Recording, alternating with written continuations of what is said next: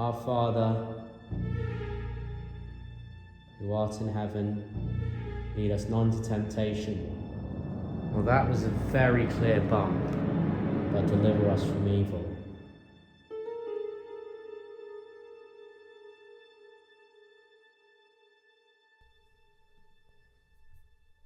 Welcome to another episode of Afterlife Unlocked, the series where we go into the field to find an answer to humanity's greatest mystery. Is there life after death?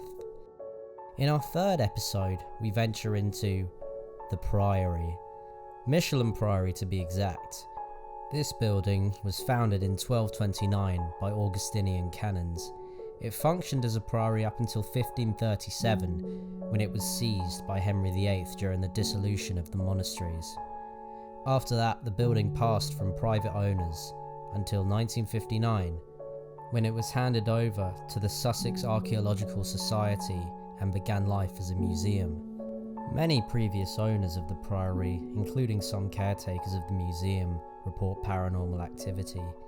Doors and windows opening, moving furniture, and disembodied footsteps pale in comparison to the many apparitions that have been reported around the property.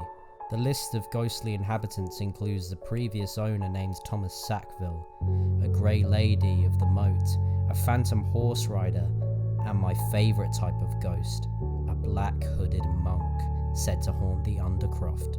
This was my first paranormal investigation since that spooky little dollhouse, and being out of the game for nearly 5 months because of college, I was desperate for some activity. Michelham Priory has been on my radar for a while now, and all the anticipating meant one thing. I was about to do some serious investigating. Dick. Upper dicker. Dick. The night started off appropriately at the gatehouse. This is where a grey lady is often seen. There are also rumours of a phantom knight who approaches the gatehouse on horseback. I set up a mag light, but just as with last episode, this yielded no results, so I decided to join the group activity of scrying. For those who don't know, scrying is an old spiritualist experiment where you look at your reflection in a dark mirror and ask spirits to make your face look spooky. I'm not going to go into detail about why there is absolutely no paranormal activity behind this. It's called the Troxler effect, and it's when your face starts to distort if you focus on it for too long. But the mirrors that they had did look really cool, so I thought, what the hell? Right from the get-go, I could see that the mirror I was using was warped because of the way my forehead is elongated. I swear, it's not that big in real life. I don't look like this in real life. After focusing on my face for a good few minutes, I did start to see distortions, as if I was changing into kind of like a clown, kind of like Tim Curry's Pennywise. Show me the clown. But as I said before, this is not paranormal. It's all in the mind, as you can clearly see in the video. I'm not actually turning into a clown. With that out of the way, we moved into the main building. I found myself alone in one of the Tudor era rooms and set up trigger objects all around the place. We have the K2, we have the mag light, we have a cat ball over at the desk, and another cat ball. Sadly, despite this room creating some awesome still shots, it produced little activity, as did another smaller room with creepy mannequins. I also investigated the Victorian-era tea room. While I did enjoy looking through the array of the tour group's range of amazingly designed ghost hunting tech, I once again didn't hear, see, or feel anything. This brought us to the halfway point of my night without a single piece of interesting evidence, and due to my strict no faking policy, I was wondering if I would have to write this night off. But as soon as we finished our break and ventured into the forge, things changed.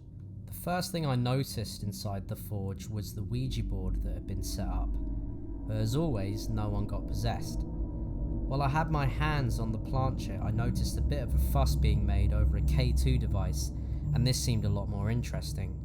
The device appeared to be lighting up on command in response to questions, However, it only seemed to respond to one particular member of the group, and I'm just going to let the following video speak for itself.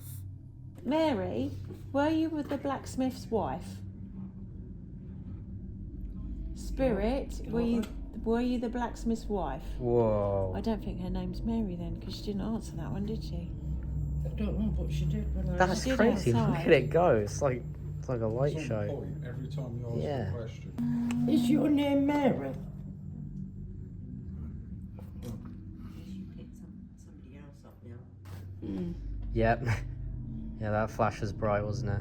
I don't know what you said. Oh, I didn't ask it. I just said that. I just said the flash was annoying because it was. I didn't like it. Do you have children? Okay. You said it was the wife, didn't we? Yeah, seems to be. But if they were working, they probably wouldn't have had children while they were working. Yeah. No, they usually have to leave, didn't they? Yeah. Yeah. Is your name Mary? No, it's not answered now. Before it did. Rosemary. Spirit, is your name Rosemary? Try Elizabeth. Spirit, is your name Elizabeth?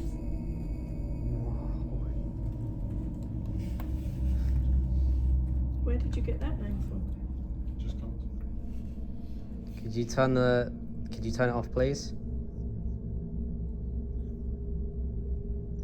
Oh. Just make sure it's not my phone. Well, you were angry I was. when I it mean, was doing it. yeah, so- and also I was filming it for a long. Yeah, look, I'm filming it Well, now. hello, Elizabeth. I'm going right up close to it. Okay, it does it there. Look how close I can get to it without anything happening. But if we ask, Elizabeth, can you make it flash, please? What the heck? That is cool. That is cool. Are you Elizabeth's child? Bring that out and have a play with it. It went nuts over by Are the you a cat. different Elizabeth? Is there quite a few of you here, Elizabeth? Alright, are you on your own here? Spirit, are you the only spirit in the room? Seems to respond to your voice. Yeah, I think you might be the. Connection. Oh, Wow. thanks. Must be that northern accent, hard to understand. You can't understand me. Oh yeah. It's just amazing. Spirit, do you work at the Priory? This is. They are brilliant. Okay, thank you. Did she work in the kitchen? Awesome. Spirit, do you work in the kitchen here? Sort of in between, Maybe in betweeny, so that feels like she works in lots of different places. Spirit, do you work in more than one place in the Priory? Yeah, she's a jack of all trades. Oh, like There you me. go. Does a bit of everything. That's so cute. With you. Oh. Did you die here? Can't really tell what that means. Maybe you should ask it. Spirit, did you die at the forge? No. Or just on the grounds of Michelham. Spirit, did you die, pass away, on the grounds of Michelham Priory? No. Spirit, Maybe she liked it and she came back. Yeah. Yeah. Maybe it's where she was at She it. got a loved That's one it. who If they were died here. happy, they do come Yeah. back. We asked what era they're from. Spirit, do you know the century that you are in? 1760. Cool. Okay. Hello. She's laughing at you. She's chuckling at you now. Spirit, do you know what year it is? No. Oh. Okay. The year's 2025 in our time, in our world. Did you die in the 18th century? Maybe. So that's what, 19 something or 17? Well, something. 17 something, because we said 1760, right? Did you die in 1760? Did you live here in 1760? Spirit, did you die in 1796? Or was it 1769? 69, unfortunately. Spirit, did you die in 1769? No. Did you work here in 1769? Briefly. Did you move away from the Priory at some point? Spirit, I'm going to step out. Thank you. Now let me make it clear. An EMF reader is not a ghost detector. It doesn't light up to red because the spook levels are off the charts. It's just a tool to detect electricity. However, the sheer amount of times this thing lit up in response to our questions, while at the same time not detecting any electricity in the same spot, is just uncanny. The more observant skeptics are probably pointing towards the light from this person's pocket as an explanation. However, this was not a phone, and in fact a torch, which should not cause this level of activity. I should also note that our phones were all on airplane mode, which usually stops any interference with K2 devices, especially stopping them from going up to the red.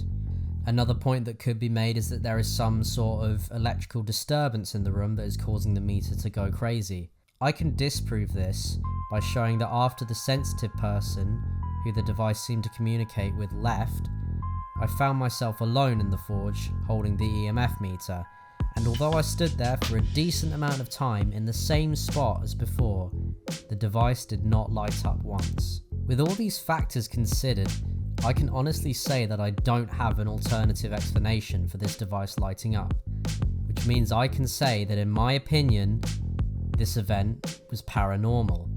Now, does this mean that we were speaking to the spirit of a dead person? I don't think it's my place to say because I don't know. But as far as rational explanations go, in this case, there just doesn't seem to be one. Moving on from the forge, we returned to the main building, and I felt the time was right to enter the Undercroft, alone to mingle with my favourite type of ghost, a ghost monk, or ghonk for short. I think the reason I like ghonks is probably the idea that if anyone should not be stuck on Earth after death, it would be a man of God, so to speak. Which begs the question, why are they still here? I think also just a dark-robed figure is a very menacing image as far as ghost archetypes go. And there is the whole story of 30 East Drive, which is what first awakened my interest in ghonks. Anyway, once I was in the Undercroft, with everything set up, there was nothing left to do but to reach out to the fabled ghost monk. What I'm going to do now is plunge myself into darkness. Oh yeah, now it feels spooky in here. Right, there's a lot of things in this room that you can light up. I put a cat ball on the wooden thing by the door. There's a cat ball behind the infrared camera there. There's the K2 that was lighting up earlier. And there is the trusty mag light down here. Since this used to be a priory, I've got myself a trigger object. Some rosary beads. If you want to pray with these rosary beads, come touch my hand and we'll pray together. Should we get some of the Jesus energy? I know the Lord's Prayer. How about this? Let's say a prayer. I'm going to say the Lord's Prayer, and when I finish, you say it back to me, or you say the Hail Mary, like we do with Rosary, right? Alright, I'll say the Lord's Prayer. Our Father, who art in heaven, hallowed be thy name, thy kingdom come, thy will be done, on earth, as it is in heaven. Give us this day our daily bread, and forgive us our trespasses, as we forgive those who trespass against us. Lead us none to temptation, but deliver us from evil. Amen.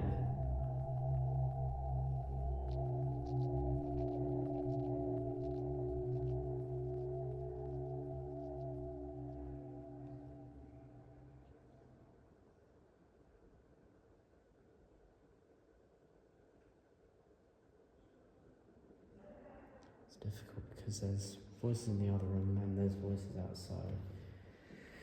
Really? Nothing. I prefer for you to be at peace than trapped here.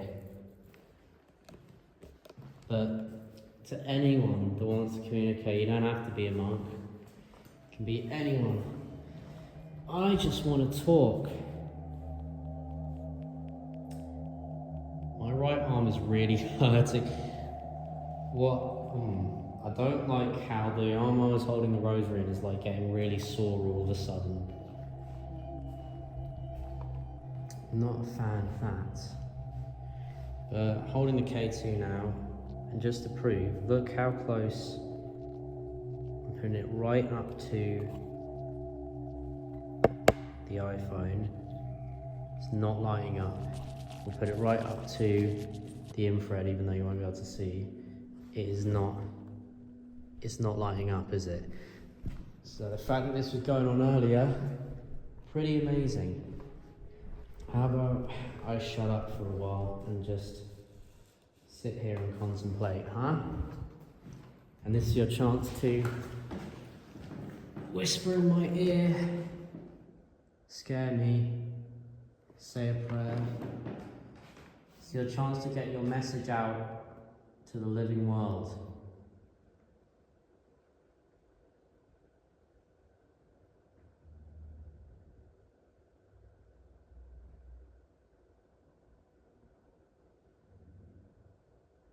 The final areas I had yet to explore would be the kitchens and the banquet hall.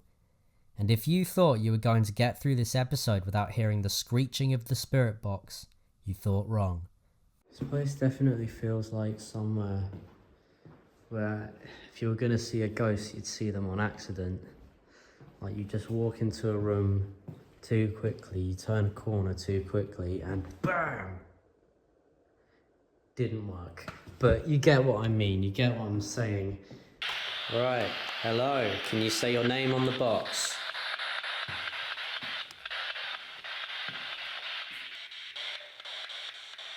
Say anything, say your name, tell me to leave, swear at me, say my name. Oh, can you repeat that please?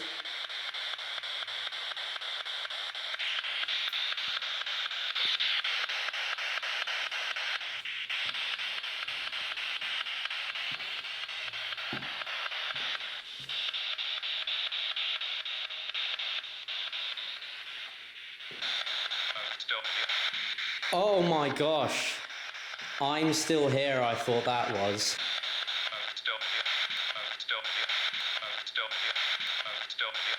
I know it was definitely from the same radio station, so is that paranormal? But is it spooky? Absolutely, fuck yeah. So who is it that's still here then? Tell me.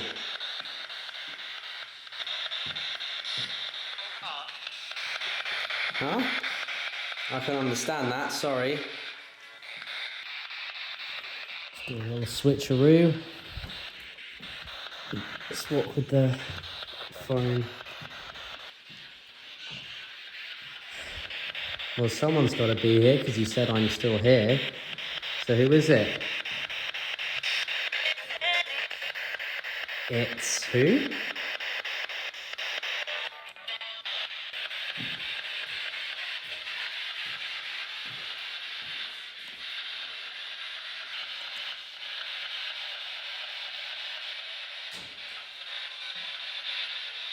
What the fuck was that? Did you make that noise?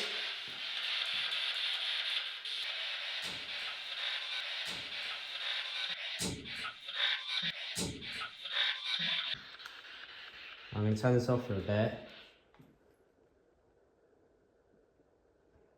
Well, that was a very clear bump.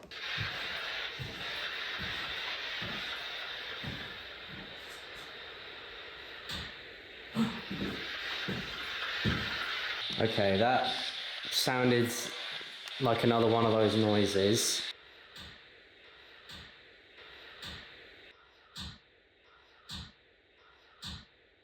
Now, these bumps are intriguing, and they certainly gave me a spook at the time.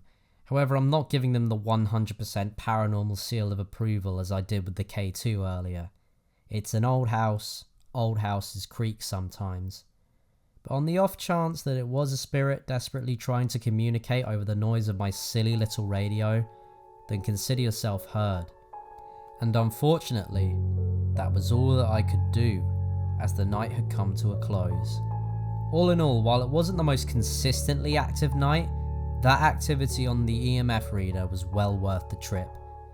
And although I didn't get any interactions from the ghonk in the Undercroft, there may be a chance another spectre was making its presence known to me at this historic building. As a history nerd, it's sometimes fun just to have a walk in an old building at night, even when nothing spooky happens. I was also very impressed with the investigation conducted by Pigs Paranormal. The way they conduct everything and all the presentation of their gear makes you feel like you're in a real ghost hunting TV show. Booking ghost hunts with all these companies was starting to cost quite a bit though, so in our next episode, we cut back on the budget as I see if it's possible to investigate the paranormal with nothing but my own gear, my own knowledge, and one trusty sidekick. I hope you kill yourself. As the two of us travel to a quiet country lane, rumoured to be haunted by the Witch of the Woods. But until then, thank you for watching, and we'll see you next time. The afterlife is unlocked.